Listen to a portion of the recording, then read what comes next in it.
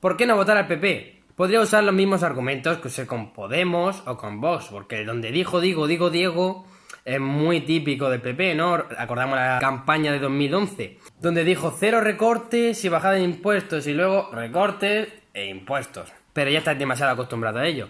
Podría hablaros de la corrupción, de los 261 casos de corrupción del PP, entre los 587 casos de corrupción de España, donde hay 8.161 personas implicadas y solo 87 en la cárcel. Y normalmente alcaldes, empresarios, gente así debajo. Gente del Estado, casi nadie, o nadie. Bárcenas y poco más. Y eres tú, son muchos, ¿eh? Según el PP eran unas manzanas podridas, pero... Oye, nosotros somos gente honesta, que hemos tenido manzanas podridas, pero lo que hemos hecho ha sido sacarlas del cesto y ponerlas a criar gusanos en los tribunales. Me parece demasiado, ¿no? Y bueno, diréis, no, eso era antes, con los partidos antiguos, con el bipartidismo, ahora ya no se produce, pero podría hablaros de los casos de corrupción de Podemos, como el caso Villarejo, la Caja B. Podría hablar de los casos de corrupción de Ciudadanos, como el caso Cazorla, Ciudadanos Partinos, Ciudadanos Logroño, Enredadera, Rojo o caso Soler. Podría hablaros de los casos de corrupción de Vox, que solamente con pocos meses ya tenemos el caso Baña, el caso Moyano Fabián o el caso Noguera. Además de la corrupción moral de decir algo y luego hacer lo contrario, que eso ya te garantiza que en el futuro habrá corrupción económica.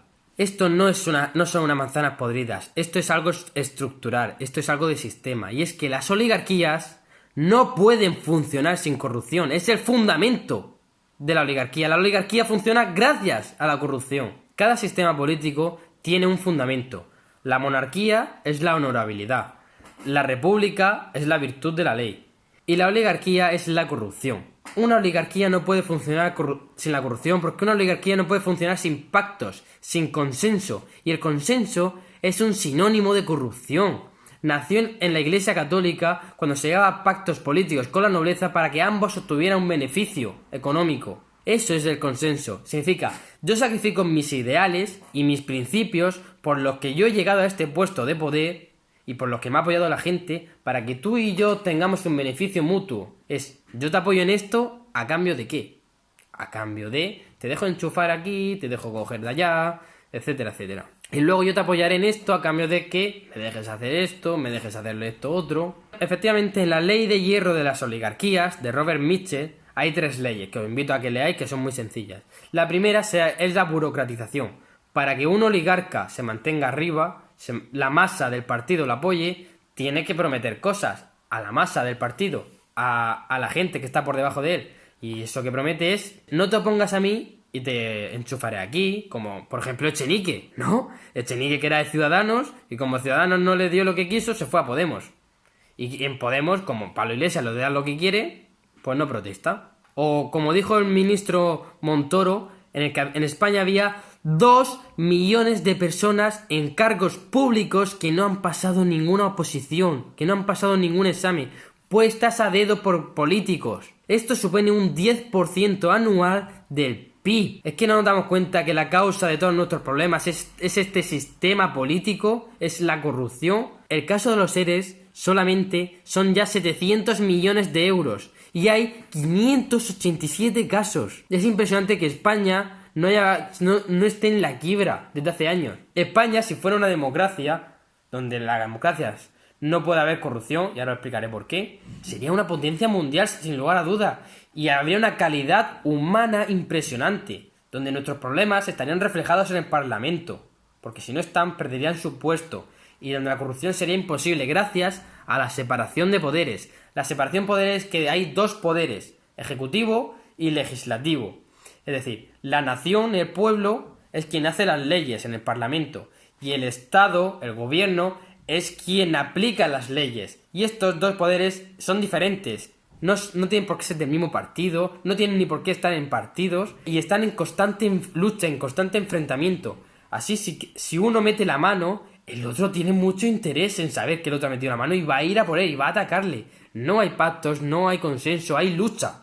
Hay lucha de poderes. Había una frase, que no me acuerdo de quién es, creo que de Thomas Jefferson o de Hamilton, no estoy muy seguro, que decía que cuando en el poder haya lucha, el ciudadano podrá dormir tranquilo. Cuando haya acuerdos, es cuando hay que tener cuidado. Y esto es el sinónimo de corrupción. Cuando hay pactos, hay corrupción. Y en España, por supuesto, que no hay separación de poderes, porque el poder legislativo es el mismo que el ejecutivo. El Estado es el mismo que la nación. O sea, la nación está absorbida por el Estado. Porque, como decía Antonio de García Trevijano, en España se hacen las leyes con las manos y con los pies. Porque cuando falta uno, se vota. El diputado vota en su mesa y vota en la mesa del de al lado. Porque dentro del partido nadie vota en contra. Es que si no hay disciplina de voto y ese hombre o mujer pierde su puesto. Antes de la tecnología, el portavoz se levantaba y hacía así: un dedo sí, dos dedos no, tres abstención. Y todo su partido votaba lo mismo. Si hay un gobierno es porque tiene el apoyo del Parlamento y por tanto no va a contradecir nunca al Poder Ejecutivo. Además de que el Poder Ejecutivo en España puede hacer leyes a través de decretos.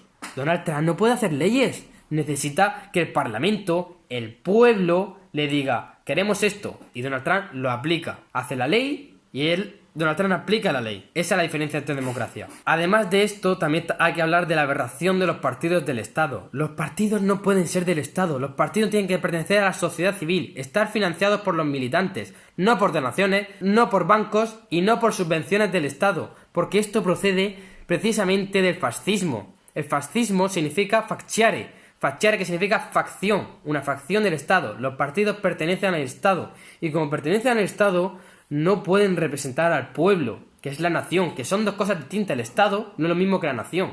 En fin.